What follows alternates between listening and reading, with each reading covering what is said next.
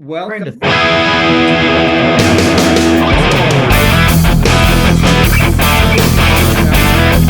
I guess we won't be able to see that for much longer, recording at this time of the evening, but for now we're still winter.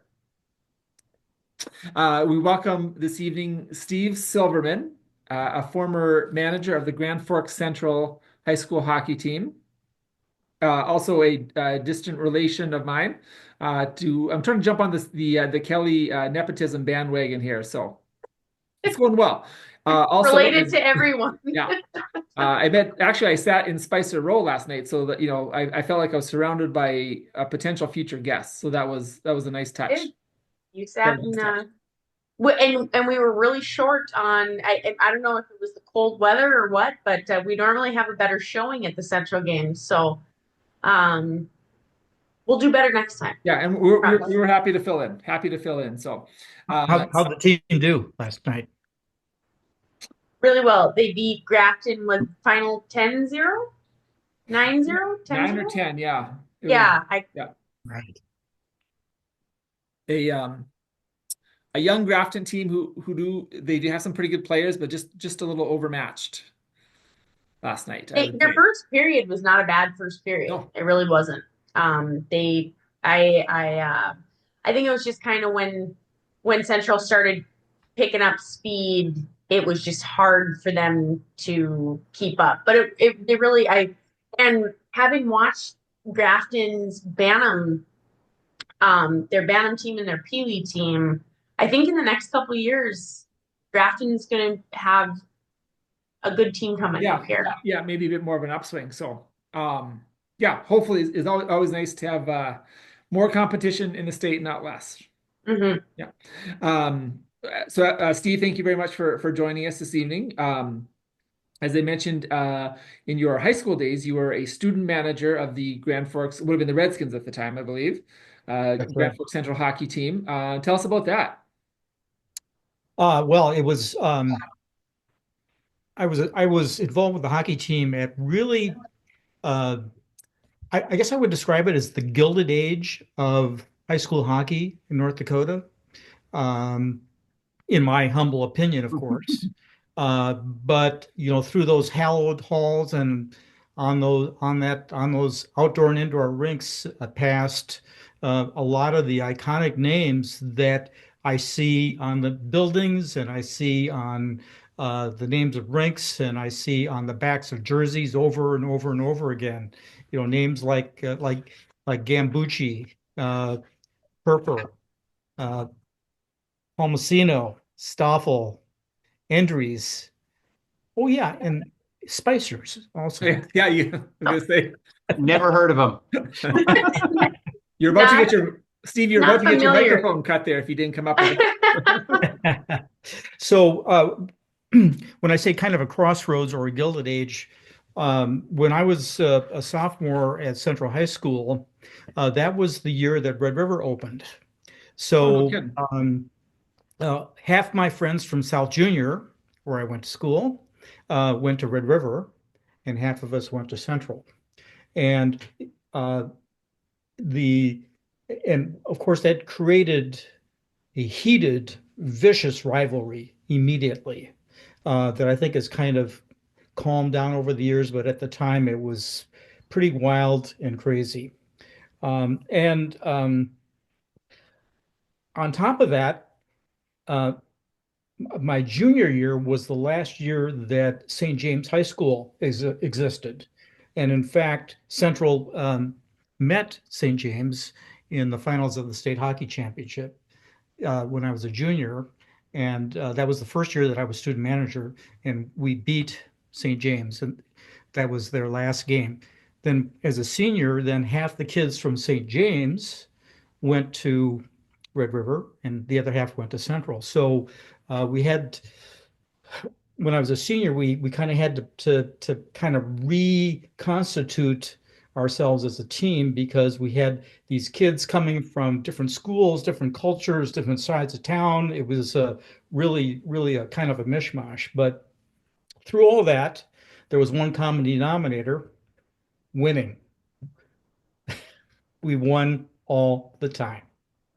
And so it was a very, very exciting time. The year that I was a senior, we won state, and we won state. It was the 10th year in a row that Central won the state hockey championship. So it was, obviously a record that year. Um, if you don't mind me asking, where was St. James High School? I think I'd heard it mentioned before, but I know very little about it. I think part of the building is still there. It was on the near north side. It is on the near north side, just off of University Avenue. Huh. I'm trying to think what streets it's at, but it's still there. Kelly, do you know where it's at? Um, if it's where I'm thinking, gosh, what would be that? Was it closer to, kind of like to where Valley Middle School sits now? In that, well, it's Yeah. in that direction, but I think when I say the building is still there, I think it's still there. Uh, because I think the Catholic diocese still owns it, and I think they had it was used for different purposes, Hmm. and maybe they tore it down. I don't know. I last I was over that way, it was still there, or Interesting. more of it. They had torn down parts of it, but Huh. So when they did come over, how many players did they bring, and did that push other Central kids out? well, it was obviously it was first of all it was very competitive anyway, Sure. and so I'm not sure how they do it now, but of course there were tryouts, and it was survival of the fittest. It was the tryouts were very, very intense, and out of that they constituted. We ended up with three teams actually. Um, we had varsity, JV, and B squad, and No, no the kidding. JV and B squad played full seasons also. Hmm. So it gave most of the kids an opportunity to play. Sure. Yeah. So I guess Corey, you have a high schooler that'd be, I guess, roughly equivalent, I guess, to the stallion. What became like the Stallions, like junior gold, or anybody know? Well, again, this was under the banner of the school, so it Sure. wasn't Yeah. it Yeah. wasn't Yeah. it wasn't any kind of independent league or anything like that. There Hmm. was in North Dakota and Minnesota there was a junior a JV league, Yeah. or they could put together a schedule of JV games with a lot of towns, a lot of schools, and same thing with B Squad. Although they didn't play as full of schedule. I think we played. I think our season was 20 games or 21 games, and I don't think those teams played the full schedule. But it gave a chance. It gave a lot of kids a chance to play. Yeah. Continue. Yeah. Yeah, Kyle, you lost me the second you started giving me a location because then I was looking into whether the school structure is still there, and it looks like it is. That's what I was looking at too, Corey. I Yeah, was trying to see if I right. could find it. Ironically, close enough to Dogma Hall and Deke's Pizza that you're just a stone's throw away from Valley too. Yeah, there's a marker. Yeah. Yeah, Yeah. Sidebar: has anybody ever been to the hot dog buffet at the Dog Mahal? did not know it existed. Yeah, I see the sign all the time, and I have yet to summon the courage to attend. I'm 50-50 on whether Dogma Hall is a real thing or just a bodega. I I would agree. Sometimes there's cars outside there, and I'm like, no, no, no, I've, no, I've no. I've been inside. I bought my brother's girls are into like older comic books, so I've been inside to buy some. Very nice people. Neat little buffet set up. I just haven't actually pulled the trigger and dining there, but So I'm joking. the place in They have a food truck. They actually brought the food truck to my work, and so we all had hot dogs out of their food truck. They were good. yeah. But I've yeah, heard good things. Just like they haven't done yep. it myself. Um, so Steve, you said you were the student manager. What at the time did your duties entail? So I had several functions, and I'll just back up a little bit and tell you how I got to Oh the yeah, team. sure. So I was kind of an activities maniac in high school. My dad used to say that he didn't worry about me drinking alcohol because I was so damn busy I wouldn't have time to do it. I was involved in theater, choir, played in the orchestra. Um, all kinds of different things. And in addition to that, I kind of hung around with the AV club. So this was in that stands for audiovisual, by the way, for some Thank you for for those. clearing that up for Corey.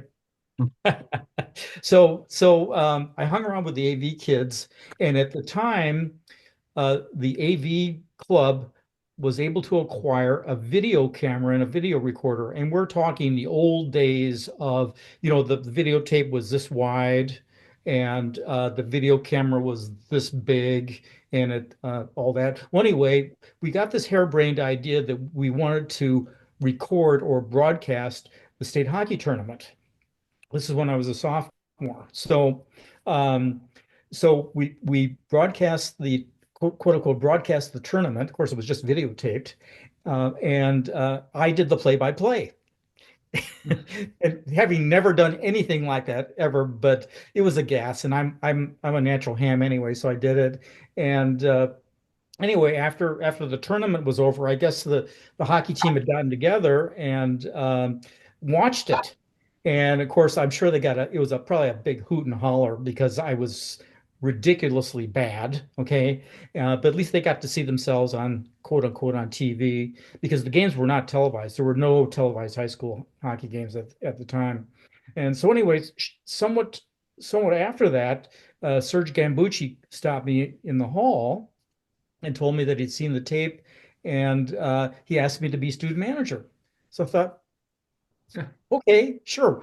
I've got time between 4 and 6 each day or whatever. In other words, I was able to squeeze it in.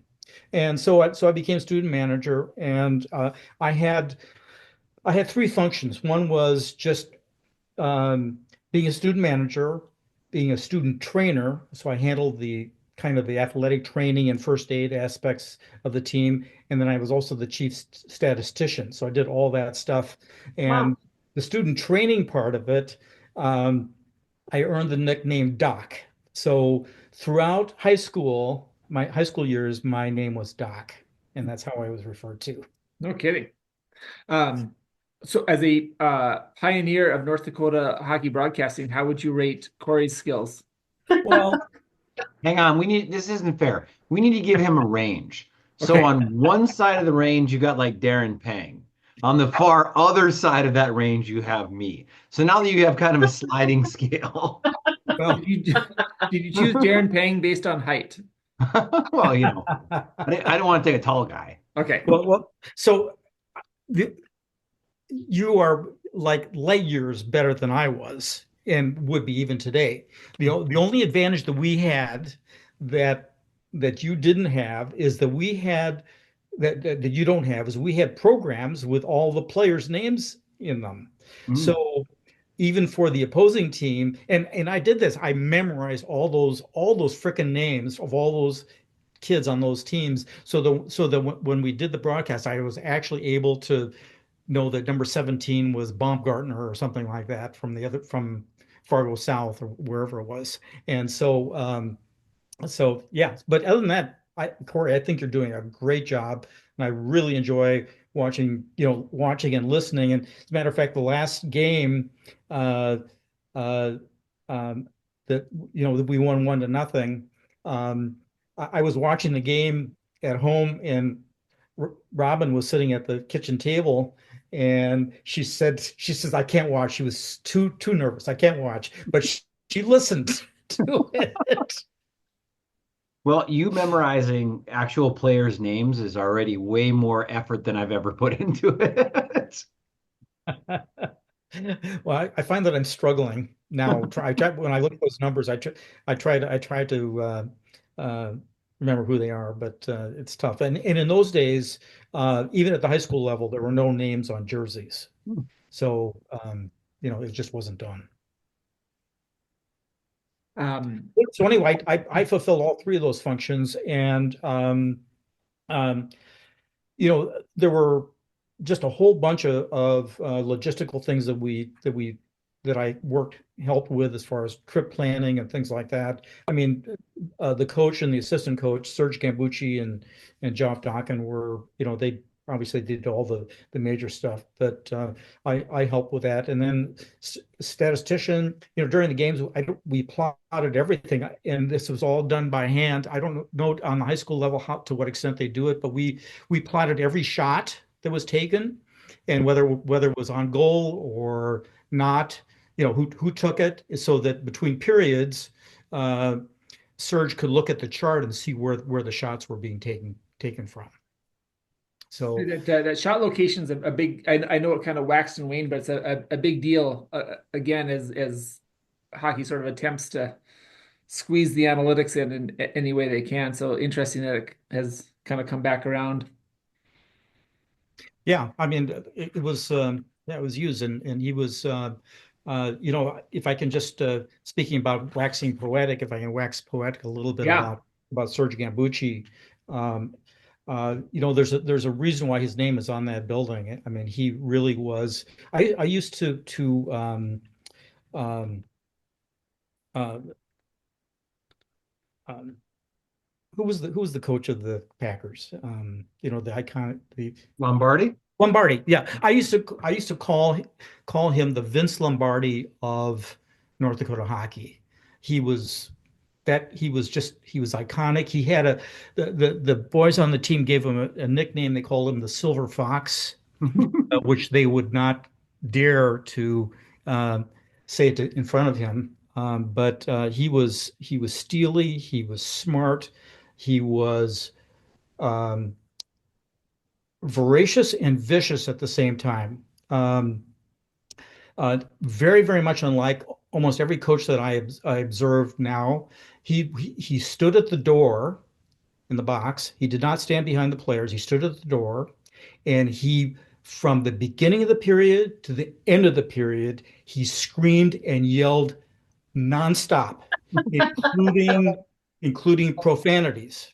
Okay, and he's certainly at the high school level, and I've very rarely seen it. He's actually one of the few coaches I've ever seen get a bench penalty for cussing out the ref. So and so that was during the game. We'd go into the locker room, okay? Everybody would sit down and take a breath for about 30 seconds. He would come in and he would yell and scream the entire time between periods until about 2 minutes before it was we were ready to go out, and then he would stomp out, and then we would get ready for the next period. But he was obviously very focused. Winning was, you know, he was no BSer about playing the game. You had to play the game his way and his way only. Um, and but he created this culture of winning, and winning really mattered to him. He didn't soft pedal it. He didn't say, "Oh, it's all about, learning how to be a better person and all that." And he did have those great virtues, but he didn't split any hairs. It's about winning. That was the thing. And the 2 years that I was involved in with the team, um, we lost one game each year. That was it. To who? Um, I don't remember who we lost to my junior year, but my senior year, we the only game we lost was to Warroad, and that was by one goal. Warroad went on to win Section 8 that year, and so we beat everybody. We played all the Minnesota teams up on the Iron Range. We played Twin Cities teams. We beat everybody. Did you guys travel there, Steve? Back in that time, did they and did you attend the on the road games? Oh yeah, yeah. No, I traveled with the team. Yeah, we traveled to yeah, we traveled. You realize that most of the hockey in those days was east. Okay, so there was very little hockey west of Grand Forks. So we were on the road a lot. We traveled to the Iron Range. We traveled to the Twin Cities. Um, yeah, we did all that. Yeah. And like I say, we beat everybody. Um, I mean, this is a little known fact, but the competition in North Dakota was so slim in those years that one of the things we did is we actually scrimmaged the UND hockey team. Oh, really? Yep. Oh, that's cool. I How suppose did like that go? yeah. Pardon me? How'd that go? High It school went against the pretty damn well. I don't remember, I don't think we were keeping score, but those boys skated right with them. It was wow. neck and neck. That's so cool. Because it's so unimaginable now today, like you just wouldn't hear of that. So Well, that's really neat. the ages would have been much closer at the time. Guys weren't playing junior till they're 20 and coming in as Right. 21-year-old freshmen, right? So the ages would have been a little more appropriate, Appropriate. right? Yeah, yeah, but they were about, in those days, UND was about 99% Canadian players. Sure. Yeah. So, um, yeah, so Um, it was a fun time. so one of Corey's favorite things obviously is tailgating. And, Agreed. and did parents also go on the trips at that time? And if so, were they quote unquote fun in the hotel? I don't remember that. Yeah. Actually, I don't remember the parents being much of a presence at away games, on travel games. So no, I don't think there was that kind of a culture. Yeah. Um, but there certainly was a very strong culture, and kind of getting back to Serge, who really ruled the roost. Um, you know, I'm not sure at what level parental input goes from being suggestive to being obnoxious. Maybe it's already turning into that, but um, I know that these days parents are invested and involved enough in their kids' sports that if they don't like what's going on with the team, they call the coach, right? They talk Yep. to the coach before the game, they talk to the coach after the game, um, that kind of thing. But in those days, that was completely verboten. And I remember, we had all of our games, our home games were at what is now Gambucci Arena, Yeah. and the layout was a little bit different, but it was pretty much still the same kinds of stands. And I remember looking up once in a while during the games, and I'd see all the dads standing up at the top, which they kind of do now, but it wasn't just standing there. You could tell that they were just so frustrated, that they'd be going like this and they'd be going like that, and they were playing the game up there, behind the stands, but they not one of them dared to say one word to Gambucci. He would not he had zero tolerance for any commentary by parents. Now parents are getting coaches fired. It's funny how it's and not in a good way how it's evolved. Yeah, yeah, and I recall, uh, when I was with the team, we had two Purpurs on the team, Bobby Purpur and Gary Purpur, and um, uh, Bobby Purpur, in my opinion, is was maybe the best hockey player at that level that has ever been seen in North Dakota. He was truly unbelievable. Um, uh, his younger brother Gary was also really good player, great shot. He kind of Landon Fuller kind of reminds me a little bit of him because he just had a wicked shot, uh, and he was the type of player that would put him in from the blue line, that kind of thing. But you know, in later years, Gary became the coach at Red River, and he was a very, very good coach. But he was literally run out of hockey by the parents. Hmm. And he resigned and never left the game, never coached or was Then involved. in the 70s still? No, no. So obviously that was high school. So he went to college. I don't know if he got a master's degree or not. Um, I think he coached at Grafton for 3 or 4 years, and then he moved down to Red River, and he was only at Red River for about 3 years, I think, 3 or 4 years. Interesting. And and he was very successful. Those were years that when Red River actually won a couple of state championships. I know they've won very, very few. Right, Red River has won very, very few state championships. Significantly less than the North End school, you know? 70s don't count. Oh, they sure do, Corey. Is it? I think Central has won. Is it something like 29 state championships in hockey? Yeah, but what have you done for us recently? Don't you dare. So yeah, so it was a lot of fun, some great memories.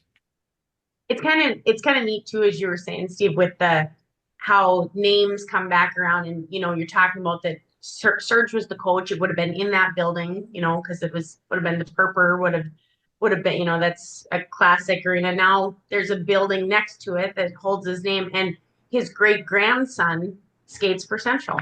So Oh, yeah. it's yep. Rylan is number 14 on Central, and he is Serge's great grandson. Oh, that's awesome. Yeah, and kind of looks a little bit like him. Like my cousin Johnny, who would be Rylan's dad. If you go into like the Hall of Fame part of Central and you walk in there, there's some pictures of Serge when he was young, and my cousin Johnny and him have almost like an uncanny likeness. You could swap out their pictures, and so to see now Serge's great grandson skating out there, it's just really cool hockey history. I think that's really a wonderful part about Grand Forks, and the history of the town, and like you say, all these names that come back up. It's fun to watch. It really is. Yeah. Yeah. So, Steve, how do you feel about 1977 and Grand Forks, Red River, and Central skating to a 1-1 tie after 8 overtime periods? Was that the year that they co-championed? Yes. Yeah. Yeah. Okay. Yeah. Well, I don't. It was once said that tying is like kissing your sister. Mhm. And I have 2 sisters, and I refuse to kiss either one. So there you go. That's such a So great saying. if it would have been me, I would have been totally against a tie. Mhm. And if it was going to get too late, they should have suspended the game and come back the next day and finish it off. That's my opinion. So 3 I choices. heard a rumor one time, and again, I don't know if it's a rumor or not because I would have to crack open the Grand Forks or the North Dakota State Hockey Tournament rules. But I heard that the reason they had to do it is because you can't cross into Sunday, because there are no high school games allowed to be played on Sundays. So since they were getting toward midnight, they had no choice. That they had to call it a draw. So I'm going to make a point of looking into if that was just a silly rumor that somebody came up with, or if that's an actual rule in high school hockey that you can't go into a Sunday. Because I mean, it is true. They're never played on Sundays. So 3 choices. And obviously, 3-on-3 overtime didn't exist back then. So you either leave it a tie, go to a shootout, or wait till the next day. Well, there were no shootouts, and there was Right. no 3-on-3 hockey in those Yep. days. So those options were out, and I think that was part of the reason why they probably tied is that the kids were all exhausted. Can you even imagine how tired they were? Yeah. I mean, like, How did they get from one end of the ice to the other? I know. Kind of thing. Those poor goalies. I mean, how long Yeah. they were in that one spot. I mean, even the parents. It would have been amazing to have been like how many people must have left because they were so tired and just said, "Let me know how it winds up." Yeah, and I'm guessing one of the things that probably dragged it on is because the kids were so tired, there really were no quality shots on goal. Right. There were no great plays. So the goalies were not making, they weren't making big stops or anything like that. It was, so it was rather unfortunate, but that's, Central came back in subsequent years and just beat the snot out of them anyway. So That's true. It's just true. So the 1970s accepted. Um, when we were just starting a school at Red River. I've always been really surprised by the parity in the city. Just the constant every 3 years it kind of flip-flops. I mean, if you look in the Yeah, it records, does. it's been surprising that that would happen. You know, the from your experience and where you sat watching the schools be developed and move, do you see it as just a natural progression of the town growing outwards? Or was there something else that tends to create that parity in your mind?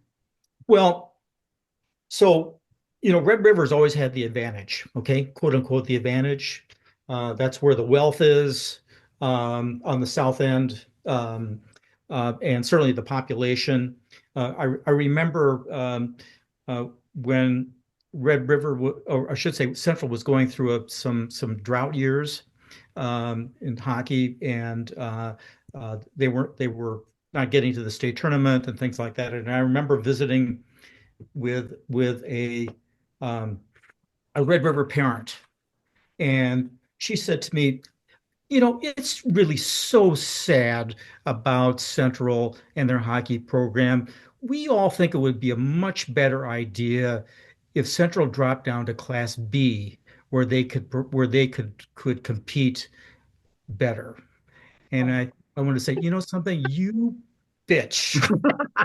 Don't you dare. I was absolutely pissed off. Okay, of course, Central came back the next year and Mhm. won state, right? But Class I B. think Yeah. but I think that yeah, one of the reasons why there's parity, in spite of the population shifts and the culture, the wealth, the so-called rich families can send their kids to better hockey camps and blah blah blah, all that BS BS BS BS. That what what I think is the difference maker is that there is a culture on the north end of town that you can't really tell driving up and down the street, but there's this culture that seems to breed extremely competitive and capable hockey players. And I think it probably is rooted in a few families, again, the Gambuccis and the Purpurs and uh, um, I'm blanking on some of the other names that the Spicers, that were just kind of anchored that end of town, and they instilled these qualities in their kids, and they were the ones who were sending them out to Riverside Park, when it was 20 below zero to skate and so on and so forth, and I just think that it's kind of like, well, so you build this winning tradition. And so you wonder, how is it that every year when it comes to the state championship, why is Central always there? Why is it that those kids, even though they're 16, they're only 15, 16, 17 years old, why is it that they seem to be comfortable and have poise in playing on a big stage like that? And I think it's just has kind of wormed its way into the DNA, that comes out of the North End, and I think it's there. I mean, will it last forever? It might die out, but I think that's where the where the parity is, and I don't, tell me that it's going to change. I don't know. So you said that you spent a lot of time on the bench with in the 70s. What's the worst thing you ever heard a coach say to a ref or anyone else back in the 70s? Well, Nixon lover. Nixon lover. I was gonna I, say I commie, but it's I'm trying to remember what Serge said. Well, actually, we all yelled at the refs. Mhm. So we would be standing on the sideboard along with the players, because we were taking stats. The assistant coach, I stood next to the assistant coach. He had one clipboard and he was taking some stats down. I was taking other stats, and we were all screaming at the refs all the time. Okay, so, and I don't know if that happens now. Do you do that on the bench? I don't, but Jeremy Swanson does. No, I know that, but from Kyle, did the coaches yell at the refs from the bench, or I'm not a yeller, but it does, yes, especially the Moorhead coaches. It's been known to happen. Yeah. The more head coaches yell. Uh, yeah, our bench is relatively quiet, but others are like pretty animated, I'd say. Yeah, yeah. Well, I know that I can't remember what instigated it, but when Gambucci got that bench penalty that I recall, he said something to the ref. The ref's name was Wendy Feist, and Oh my gosh, I've heard my dad say that name before. Oh, really? Yeah. yeah, he coached. He refed a lot of games. He was a really really nice guy, and he was a great ref. But Serge would just beat on him. Okay, and um, so the time he I can't remember what the signal is for the a penalty like that, but and maybe I think he made so Serge said something to him about you effing idiot, okay, just screamed it out, okay. People who used to sit right behind the bench, in the stands, you'd look up at them and they were like deer in the headlights, like, oh my God, what is because the language is so foul.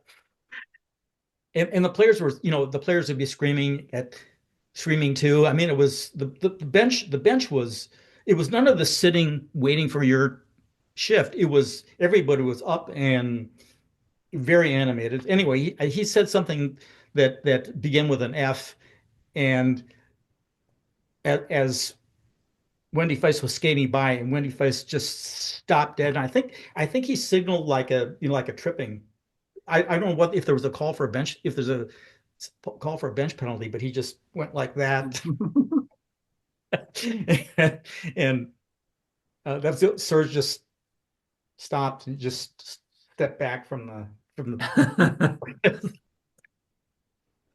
But there's so yeah, it was and my friend, a colleague Jeff Wegge, who shoots photos at a lot of wild games. He said the benches on at pro hockey games are like that. They are absolutely, because he gets to go down there and shoot between the boxes for parts of the games, and he said the language and the screaming and the yelling at each other, is Yeah. unbelievable. Just crazy. And that's kind of what it was like on our bench. If you get a chance to hear or watch the YouTube videos like the NHL guys mic'd up, it's pretty colorful, Yeah. Yeah. which I like. So Yeah. I was going to So ask a very go ahead. serious question. So from all the years of being on Central's bench, how long did it take you to get the smell out of your clothing? You know something? I don't. Well, first of all, uh, the kids had fewer pads, Okay. okay, and it was a different material, and so we didn't have that. We didn't have that smell. Really? No, no, we did not have that smell. I don't remember how often the jerseys were laundered, but the breezers. I think every once in a while they would pull the pads out, but I just don't remember that I only noticed the smell when I went back, as an adult, and there must have been some kind of change in the material, particularly the pads themselves. And I just don't, I don't yeah, I don't know where that's coming from. I can Hockey smell that players. smell now just talking about it. Yeah. Yep. And I want to say too, I was talking to a trainer, one of the tournaments that we hosted in Grand Forks, and I'm pretty sure it was a Bantam tournament. I was down in the box, and one of the boys got a penalty, and he was particularly right, but he was working really, really hard, So but it is that certain hockey smell. They all smell like they all have their own brand, but it's still that hockey smell. And there was a trainer who was working down there, and I go, oh, I said, some of these boys, I said, my kid included, are really that hockey smell is intense. I said, and I really truly believe hockey players smell worse than any other athletes. And he said, I do football all the time. And I've also done baseball. He goes, and I can confirm to you, hockey players smell the worst by far. He said, other sports don't smell great, but hockey has a specific scent. And he said, and no other sport has that same smell. He said, and it is pungent. I'm like, okay, I'm glad you confirmed that because I've always believed that, but I've just not had anything to compare it to. Like I said, I think has something to do with the types of materials that they're using now, in particular in the breezers. And Gloves too, though. Have you ever smelled like a hockey player's hands afterwards? It is. It must be maybe the leather in the gloves or something because it it's a very specific smell. well, and again, you look at how these kids are padded up now compared to when I was involved in hockey. I mean, the gloves were barely like a pair of street gloves. I mean, they weren't that thick, foamy, Right. paddy kind of thing. So they didn't have nearly as much padding. We didn't, the helmets that these kids were a joke, really. They were a little piece of plastic with some styrofoam on the inside. So That's really so gonna help.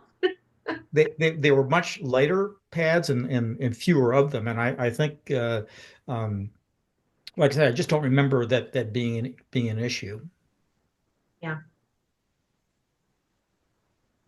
Um, Speaking of kids that smell a lot, Steve, your transition from hockey manager, and oh, I should note that your youngest daughter was also a central hockey manager. So Right. that little shout out for Erica there. Now you're a hockey grandpa. How has that transition been? And following up on Amanda's episode, what kind of stuff do you like about that? Well, just like being a grandparent in general, you go and you enjoy the kids and then you give them back. So That's got to be the um, best part.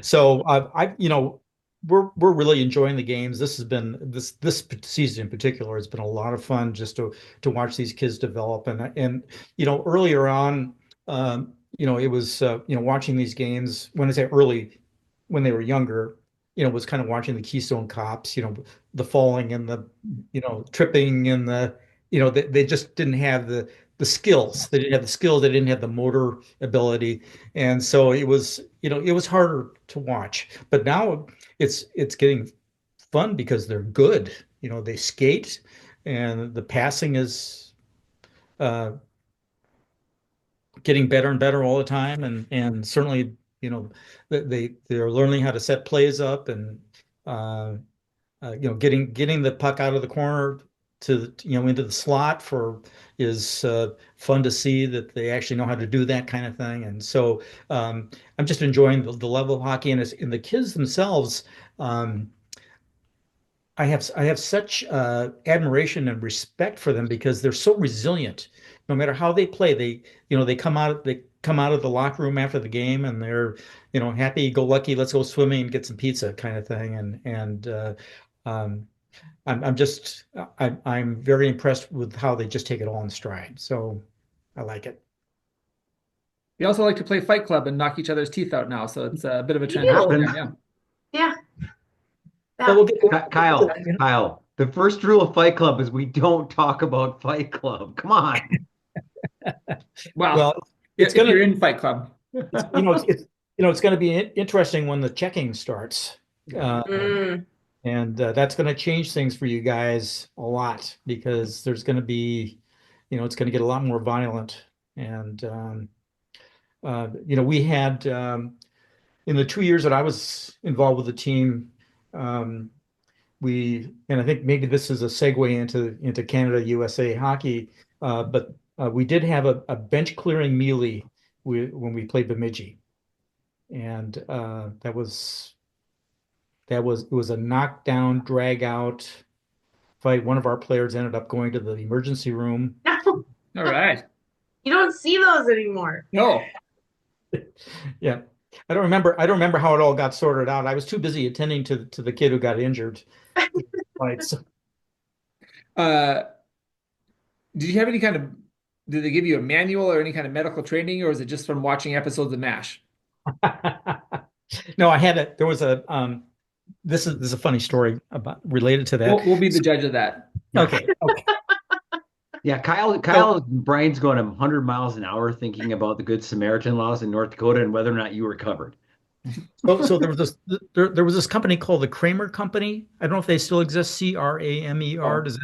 Okay. Primerica's still around, but So they made all of the first aid stuff um, for sports. They made the balms and bandages and all that kind of thing. And to become a certified trainer, I got a certificate. They sent you this book, and you had to take this course through the book and learn all this stuff, and then take a test. And I did that, and I got certified, certified as a trainer. So, so I had that, but it reminded me of a story that I heard about Fido Purpur. So, Bobby and Gary were on the team, and they, and his grandfather, their grandfather, Fido was still, pardon, their dad, not their grandfather, their dad was Fido Purpur. Their dad would come to the games and all that kind of thing, and um, Fido Purpur played for the Chicago Blackhawks. And at the time, Kramer had two balms. They had one called Kramer Jizik, which was like basically like Vaseline. You just rub it on, make you feel good, kind of thing. If you were sore, that kind of thing. And then they had Kramer Hot. Okay, so which was you'd put it on, it was hot. Okay, it would create a tremendous amount of heat on your skin, almost to the point of burning it. But it was a way to kind of loosen up your muscles and that kind of thing. Well, according to Gary and Bobby, that when his dad played for the Blackhawks, before every game, this was like in a jar, like a gelatin, a jar. He'd stick two fingers into that jar of hot. Okay, you know what's going to happen now? you're gonna have to explain it for us in detail. Yeah. He stuck it up his ass.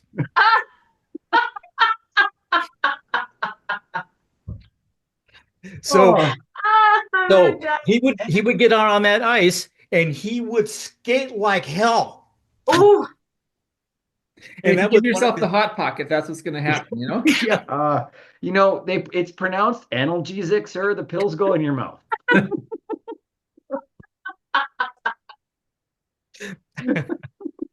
Well, So from after I heard that story, I had a jar that hot. I would look at that jar and every once in a while I would look in there to see if anybody had dipped into it, but nobody ever dipped Mm, into it. In that's two one years, there way was to never. move. that's a hard pass right there. yeah. Well, thank goodness. Well, Kramer Sports does still exist, and they still are a athletic training outfit. okay, so there you go. So, if you ever have to say to your kids, "I want to see more hustle," you can say, "Here's a way to hustle a lot more." Yeah, Hang it was on, good guys. enough for Fido I'm gonna go Purpur. get some. It's good enough for you. I'm gonna go to Tuba Icy Hot and go show Parker how this works because Yeah. we need more goals this season. Oh man. How bad do you want to win? Yeah, Right? yeah. You Oh, could that's train good. all year long, or Or right. There's a Take that second shortcut. option here. That's so Jeez great. Louise. Back when Um, men were men. Yeah. Right. That is for sure. and Crisco bottles were scared. Moving on. Yeah, yeah, right. Um, Sort of final central related question before we move on to Canada, USA. You mentioned there was not a lot of hockey west of Grand Forks. Was there anything going on in Minot? And if not, who was the equivalent Minot that you guys did not like? There was no hockey in Minot. Okay. As a matter of fact, I was just, one of the things that you had kind of previewed with this show was, with EDC coming up, what was EDC like when I was in school? Well, there Yeah. was no EDC, that's why. Yeah. The EDC did not come into being until 1994, and I graduated in 1970. And I looked it up because I wasn't sure. So there were there weren't enough teams to have an East and a West region. Yeah. There was only North Dakota, and the teams in North Dakota were Central and Red River, Fargo South and Fargo North, Fargo Shanley, Grafton, Park River, Devil's Lake, and Bottineau. Hmm. That was it. No So kidding. there was no hockey in Minot, none in Williston, none in Bismarck, No Dickinson, no Bismarck. Yeah. no, nothing. Huh. Sounds like heaven. So in those years, since there was no regional, I think it was just the top 8 teams as far as the season record that got into the tournament. That was it. So and so I don't recall that we had a team. I think we were the Minot to everybody else. I mean, we were so dominating. I mean, you look at our record here. We had one. I'm just looking at senior year. One, two, three, four. No, not a huge number of shutouts. 6 shutouts, 7 shutouts, including the state championship game. But in addition to that, we had 1, 2, 3, 4, 5, 6, 7, 8, 9, 10 games where the opposing team only scored 1 goal Um, against us. who did who did you meet in the championship game? That was Fargo North. Okay. We beat them 11-0. Oh, As a matter of fact, that tournament, we outscored our opponents 34-4 in 3 games Where did they hold the state tournament then, Steve? Where? at the biggest arena in town, what is now known as Purpur Arena. That was the big one. Yeah. Yeah. That was it, seriously. Yeah. And Because I was trying to think, and even I didn't think that even the Ingolstadt would have been built at that time. There was no Ingolstadt, or the old Ingolstadt. That's like the when I barn. grew up going to state tournaments. Yeah, but it wasn't there yet. No, it's a matter. So, we used to go when we went and played UND, in scrimmage UND, the guys used to grouse about it because that old barn was a pit. I mean, it was just really bad, and it wasn't heated either. So we'd go out there. We would they'd give us a dressing room that was, honest to God, it looked like somebody's old basement, to change in. And you for sure didn't want to use the bathroom in there. It was awful, Mm. and it wasn't heated. So the Grand Forks City Arena, which became Purpur, was the new hockey arena in town, and was heated. So yeah, that's a I want you guys all to know that you can still buy yourself a fresh container of Kramer analgesic ointment, red hot, there at you your go. local Walmart or on No kidding. epicsports.com. hit them up for a sponsorship, Corey.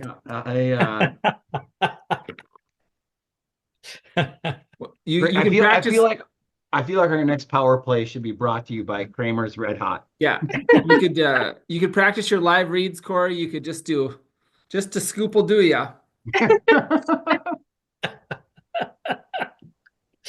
Corey, you look less than enthused by the idea, Corey. So we'll move on. No, I'm coming up with the alternatives, and even though this is an unrated podcast, none of which I can repeat live. Okay, I got you. Okay, well, we are, Steve, I mentioned we're trying to keep things around about the hour mark, which gives us a couple minutes to talk about Canada USA, which is tomorrow, but will be the day of when this will officially air for the first time. So your thoughts on the game tomorrow? My thoughts? Yeah. Well,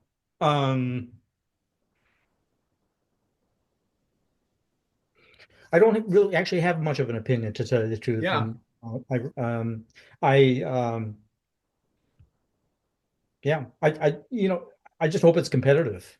I think that would be my, but I don't know that I have any strong feeling about either team in terms of their strengths or anything like that. Yeah. So. It's interesting to know there's some injuries, sicknesses, all kinds of stuff going around. Both teams are trying to call players up and get them into the lineup. And even if nothing happens, the gamesmanship is a lot of fun, and I can't think of a more anticipated game in the last decade or better. Oh, I good. think they made fun of our anthem, so they're going to get just a whole lot of kachucks for 3 periods. Who cares You who can't wins? do that. You can't. You Yeah. can't come for the national anthem. You can't do it. That's it. TikTok is blowing up right now with videos about what happens. A lot of Toby Keith, the sent to you what sorry, I'm We totally win the spacing on Brought to you brought to by the red, you. white, and blue. Yep, that's like every Kachuk video is to that song. And Oh, so that's you good. start something when you start booing a national anthem. You really you open something up. It's very unfortunate to see politics injected into sports, I couldn't agree more. but there's it's almost unavoidable. I mean, you certainly see it in soccer, right? Professional Yeah. soccer. I mean, Hmm. these country, it's just a tremendous amount of allegiance to the home country's teams and so on and so forth. And obviously that I'm not sure if that's political or not, but in any case, uh, I'm sure you all recall the 1980 Olympics, and that was the miracle team USA that won the gold that year, and that whole thing, the Olympics were in tremendous amount of jeopardy because the Soviet Union had invaded Afghanistan, and Jimmy Carter was president, and um, he threatened to pull the U.S. out of the Olympics altogether if Russia was going to be, or if the Soviet Union was going to be in the Olympics. And so there was all this wrangling, and the USA had put together this hockey team. They didn't know if there was going to be any Olympics. So they're trying to get ready for an Olympics that may not happen. Then he decided they were gonna go. They would go, and then the Soviet Union said, "Well, we're not really sure that we want to be in it." And so there was all these unknowns and consternation about it. And if the Soviet Union didn't participate, and of course they were the perennial gold medal winners at the time, they won all the time, that it would be a hollow Olympics. If the USA won, it wouldn't really be an authentic gold medal win. Yeah. Okay, so anyway, they were getting ready. The Olympics were coming up, and finally, I think it was maybe less than a month before the Olympics kicked off, the Soviet Union all of a sudden just said, "You know what? We're going," and the whole issue got settled. Okay, and so everybody was there and participated, and of course um, USA met the Soviet Union in the second to last game. Okay, and that was to determine who was going to play for the gold medal, and a tremendously dramatic uh, story. USA wins against all odds, but it was all even there was very politicized. If you see the footage from the game, all the American flags being waving, and the chanting and all that. And so it was, even though it wasn't supposed to be political, it became very, very political. So anyway, it's unavoidable, but it's at the same time a shame that it has to happen, be a part of any kind of an element in the Yeah. sport. And it certainly shouldn't touch the players. I think it's absolutely wrong for the players to take on any of that. They're there to play hockey. They're not there to determine Republican or Democrat or anything like that. That's not their role. Yeah. Though I do appreciate the shit talking back and forth between the players. It makes it a lot more, no, not necessarily on the politics, but like I'm coming for my country, and you're going for yours, and that makes it bit of a throwback hockey wise, I think.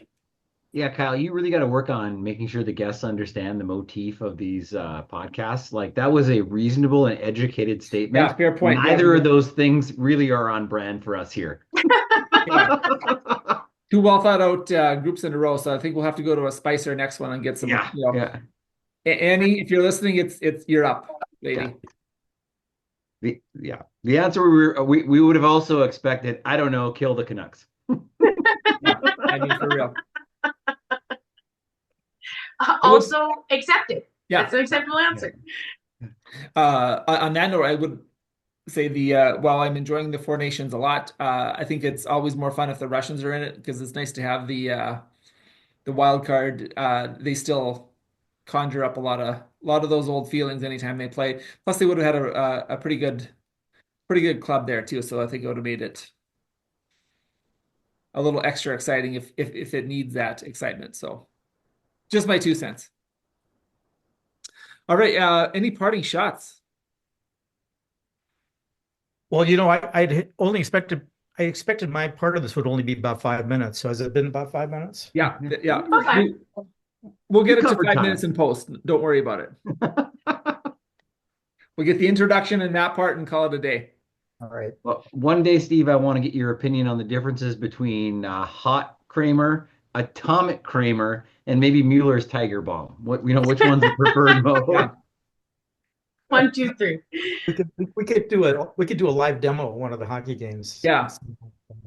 The amateur I'm gonna do trainer the play-by-play on that one. I don't think I'll participate. Yeah. You can send more. You can send your cameraman. There you go. Really, you're up. So just one last parting shot on that. Yeah. So I mentioned earlier that tryouts at the beginning of the season were intense. Nobody was guaranteed a spot. So so we were going through tryouts, and Gary Purpur came off the ice.